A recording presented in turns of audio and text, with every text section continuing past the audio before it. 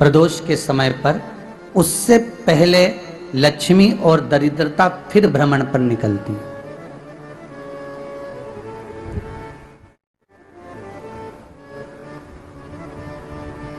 शिव भ्रमण कर कर जब वापिस आ जाते हैं, हिंदू धर्म में पीपल के वृक्ष की जो गणना वराह पुराण में करी गई है, 4 बजे से 7 बजे तक शिव के भ्रमण का समय बताया है शाम को। तो 7 बजे से लेकर फिर रात्रि 9 बजे तक लक्ष्मी और दरिद्रता फिर भ्रमण पर जाती है। इनका एक समय निश्चित है महाराज। भ्रमण कर कर आ जाना। अब इस बीच में जब लक्ष्मी और दरिद्रता दोनों निकल कर जा रही हैं, तो दोनों एक भाव रख कर जाती हैं कि आज हमको कहां प्रवेश करना।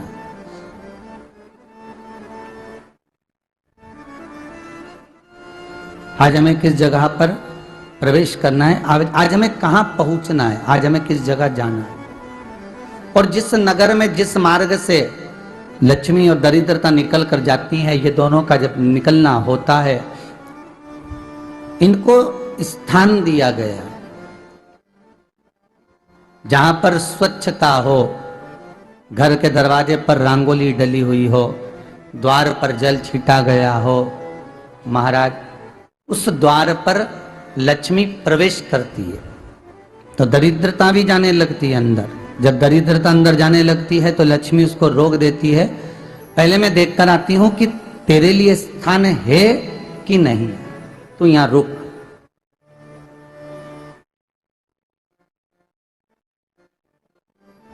कुछ देर तक दरिद्रता बाहर खड़ी रहती है और लक्ष्मी जी की बड़ी बहन जब दरिद्रता बार बार अंदर जाने का प्रयास करती है तो लक्ष्मी जी कहती हैं, जीजी तू इतनी बड़ी होकर तुझे मालूम है तू तेरा सम्मान होना चाहिए, आदर होना चाहिए, और तू अंदर चली जा और कोई तेरा सम्मान ना करे तो कितना बुरा लगेगा, इसलिए तू बाहर खड़ी रह। मैं अभी आई। अंदर जाती है और जब लक्ष्मी जी भ्रमण कर लेती हैं, अंदर प्रवेश कर कर आती हैं, और प्रवेश कर कर आती हैं तो दरिद्रता पूछती है चले अंदर। तो लक्ष्मी जी कहती हैं, तुझे मालूम नहीं है क्या जीजी कि जिस घर में मैं प्रवेश कर जाती हूं उस घर में फिर दरिद्रता नहीं जा सकती, क्योंकि यह तेरा वचन था, यह तेरा वचन था। अपन दोनों का जब मंगल विवाह हुआ था, मेरा विवाह जब नारायण के साथ में हुआ और तुम्हारा विवाह जब दुस्साह मुनि के साथ हुआ, दरिद्रता का विवाह दुस्साह मुनि के साथ हुआ। जब अपना दोनों का विवाह हुआ था तो अपन दोनों ने एक वादा करा था कि जिस घर में लक्ष्मी प्रवेश कर जाएगी उस दिन फिर दरिद्रता नहीं जाएगी, और जिस घर में दरिद्रता प्रवेश कर जाएगी उस घर में फिर लक्ष्मी नहीं जाएगी। अब जब मैं अंदर देख कर आ गई हूं तो तू अंदर नहीं जा सकती, अर्थात लक्ष्मी के चरण जिस घर में पड़ गए उस घर में फिर दरिद्रता प्रवेश नहीं कर रही। चलते चलते फिर दरिद्रता ने देखा और लक्ष्मी जी इसको लेकर गई, और लक्ष्मी जी ने देखा कि इसके दरवाजे पर जल नहीं छीटा गया, इसके दरवाजे पर ना रंगोली डली है, इसका द्वार साफ नहीं हुआ है, इसके द्वार पर दीप नहीं है, इसके द्वार पर कलश नहीं है, इसके दरवाजे पर ढेर सारा कचरा पड़ा हुआ है, कोई श्वान कोई कुत्ता गंदगी भी कर कर चला गया है, कहीं बिल्ली ने गंदगी कर रखी है, कहीं जीवों ने कुछ गंदा गिरा रखा है। तो फिर लक्ष्मी जी कहती है, जी जी अब मैं होकर आ गई थी ना, अब तू जा, तू होकर आ। और दरिद्रता प्रवेश करती है तो अंदर जाकर क्या देखती है दरिद्रता कि इतनी सवेरे से मैं घूमने इनके दरवाजे पर आई और ये तो सब चादर तान के चकाचक गुर्राटा भर भर कर सो रहे हैं। तो दरिद्रता कह देती है, तुम्हारा भाग्य ही बेकार है, तो मैं क्या करूं, तुम ऐसे ही सोते रहो। और दरिद्रता गुस्से में बाहर निकल कर आती है, लक्ष्मी से कहती है, लक्ष्मी तू इसके घर में जाना ही मत। तो दरिद्रता को कहती है, जीजी तेरी बात नहीं मानूंगी क्या मैं? लक्ष्मी जी बोली, मैं तेरी बात नहीं मानूंगी, बिल्कुल नहीं जाऊंगी इसके घर में, तू चिंता मत कर, चल आगे चले। फिर आगे बढ़े। ये लक्ष्मी और दरिद्रता का प्रवेश। आपके घर का द्वार आपके घर का दरवाजा। फिर निवेदन करूंगा एक बहुत सुंदर बात, हमें महाराष्ट्र से सीखना चाहिए, हमें साउथ से सीखना चाहिए, दक्षिण से। जिस समय पर भक्ति देवी यमुना जी के घाट पर रो रही थी अपने पुत्र ज्ञान और वैराग्य को गोदी में लेकर, समय देव ऋषि नारद ने प्रश्न किया था कि तुम कहां पर पोषित हुई हो, तुम्हें ऊर्जा कहां से प्राप्त हुई? तो कहा मैं गुजरात से तो चली हूं।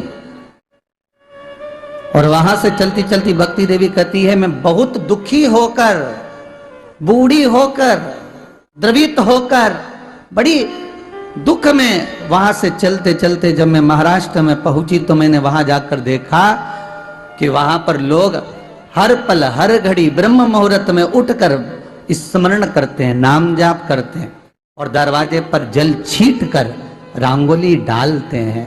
तो कह रही है कि वहां पर मैं थोड़ी अवस्थावान होने लगी, वहां मुझे अच्छा लगने लगा।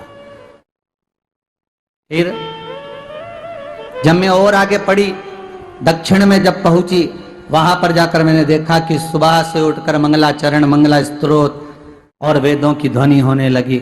वहां पर मैं और आनंदित हो गई।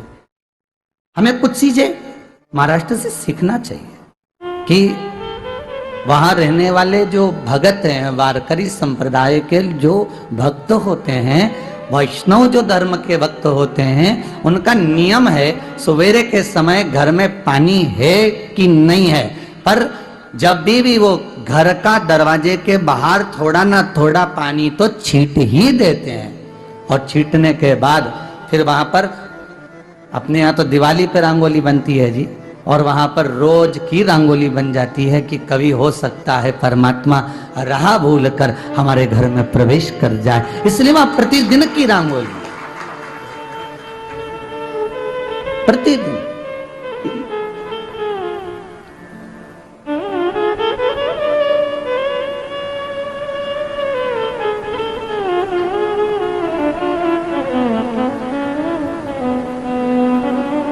हमें सीखना चाहिए थोड़ा सा। आज के जमाने में तो बहू अपने कमरे की झाड़ू लगा ले, वो ही बहुत बड़ी बात है हो। खड़ी खड़ी बहू ये देखती रहेगी कि नौकरानी सही से झाड़ू लगा रही, वहां से लगा के लाओ, इधर से हेड के ले जाओ, वहां से कचरा सोरो, वहां से पोछा लगाओ।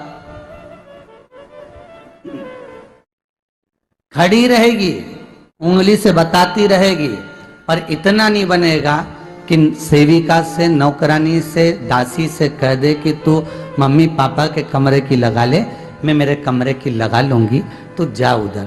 थोड़ा दया का भाव अगर होता तो उसके मन में भी आता कि मेरी बड़ी सेठानी तो अपनी जगह पर है, पर छोटी तो सेठानी की भी बड़ी सेठानी है जो मुझ पर करुणा करती रहती है। पर बड़ी तो कहे कि बेटा रहने दे, तू उधर ले जा, जब भाभी के कमरे में देख ले जा, उसके बच्चों का बड़ा फैलारा रहता ना, तू उधर देख ले जा, तो जरा उधर, मां उधर भेज रही है।